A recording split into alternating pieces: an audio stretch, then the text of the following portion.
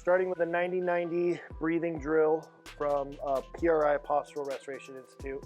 You need something about 4 to 6 inches wide, foam roller, yoga block, water bottle. I don't care, small child, small animal.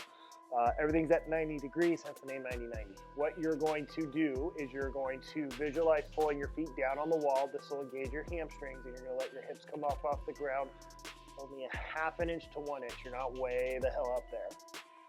To keep things simple, what we're going to do is you're going to put your arms at 90 degrees. You're going to inhale through your nose. You're going to blow up birthday candles. This sounds weird, but on the exhale, you want to be compressing and pushing your ribs moving downward. So inhale, hips off the ground. Exhale, ribs will be coming downward. You can do that for 10 breaths. 90-90 is coming back from the warm-ups. So real quickly, everything's at 90 degrees. You can, elevate yourself if you need to. Keep your low back straight. Press both shins, 20% effort, straight down into the ground.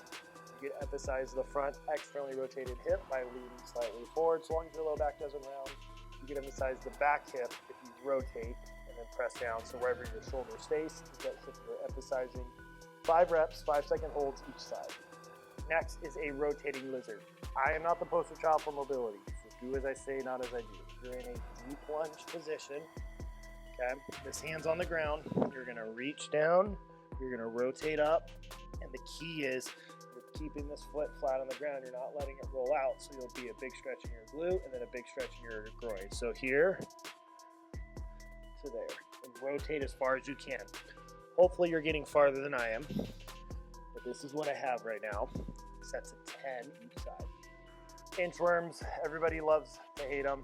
They're not fun, but they do a lot of good. So if you've never done an inchworm, you're gonna stand up, you're gonna reach down, you're gonna walk yourself down, right? And then walk your feet back up. Move yourself down with your arms and walk yourself back up. You're gonna do that for 10 feet at a time. Moving on to hamstrings. This is my favorite way to stretch hamstrings from anatomy and motion. It actually gets the hamstring to move and function how it does when you're walking, running, squatting, etc. So you're not doing the traditional dumping the hips forward. Stretching, one, that sucks, doesn't feel great. And I think getting the hamstring to activate how it normally does with the bottom lengthening, the top shortening, and vice versa is a lot better, bigger bang for your buck. So 2 movements. You're gonna reach and you're gonna scoop, but the key is your low back is rounding backwards, right? So I'm back, I'm not dumping forward. Backwards, so posterior pelvic tilt. So you're gonna reach, hands on hips, shift your weight forward, and then rock back. Reach, round, shift your weight forward, and that's when you let your hips go into that anterior pelvic tilt, tilting forward. You have the option to go straight forward, or you can scoop to one side or the other as desired. You're gonna do sets of 10 each side. Bringing back another one from the warm-up, the sideline ribcage compression. So something's about nipple height, middle third of your ribs. Knees are apart, arm is up, fingers are in front of the shoulder. I don't want you way the hell back here. Bonus points if you protract or reach that shoulder up, the shoulder blade up, I should say in particular.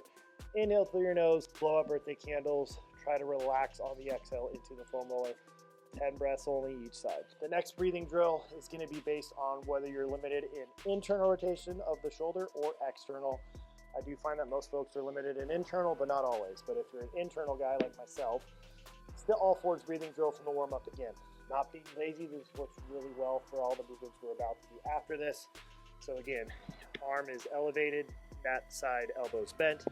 This arm is straight, slightly round your back. Inhale through your nose, blow out birthday candles.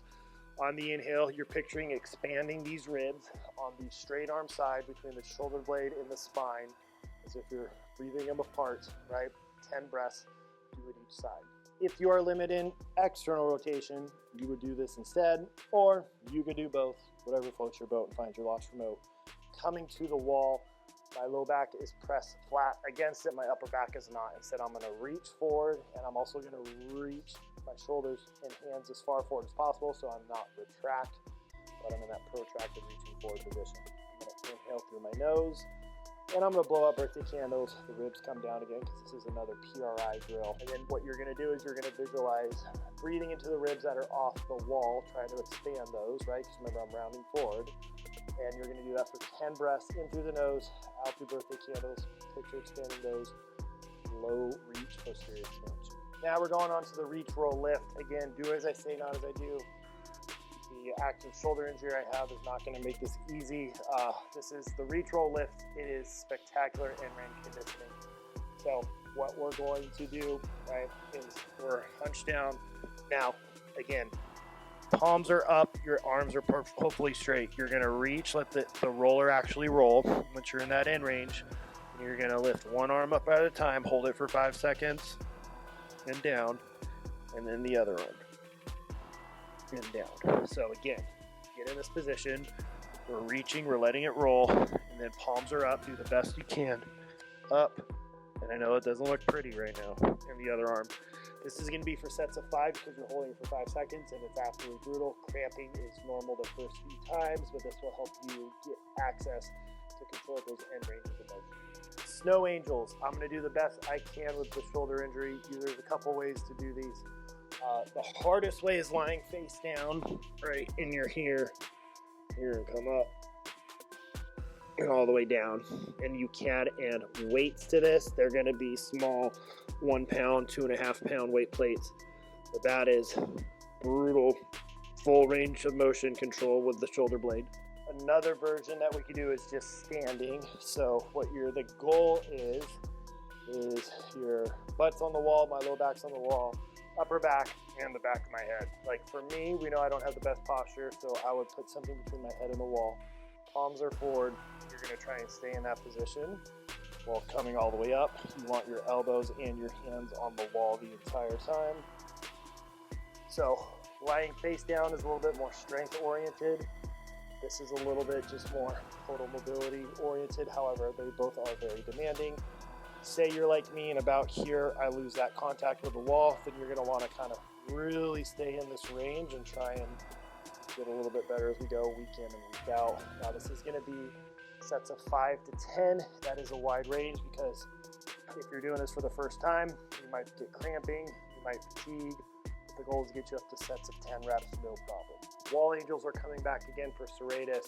I will show a alternative motion that you could do, but I really like these. I think serratus is vastly undertrained. In fact, we know it's undertrained because in a study, the most undertrained muscle in the upper body was serratus. Mid was hip flexors, lower was tib anterior for those women. So again, from the warm-up video, we're gonna round our shoulder blades out. So protract, don't shrug up. There's band tension. You could use a resistance band, a booty band, a pillowcase. You could do a foam roller. If you don't have a band, foam roller or an exercise ball, like a large exercise ball. I prefer to have something between the hands so you have that outward tension. We're gonna come to the wall, protract out. Keep your forearms against the wall as you come up and down. Make sure we're not shrugging up. The other version is one arm at a time. Go as high as you can and bring it back down. Remember, this is sets of 5 reps at a time. An alternative to the wall walk in a more advanced is a lot of the kettlebell press, and I cue them differently to make it harder. So we're not going to be in this retracted position, but you're going to be that same protracted position. I cue patients to put their hand on the opposite side to feel that serratus. You're going to lock in that protraction. You're going to press up, and you're going to press down.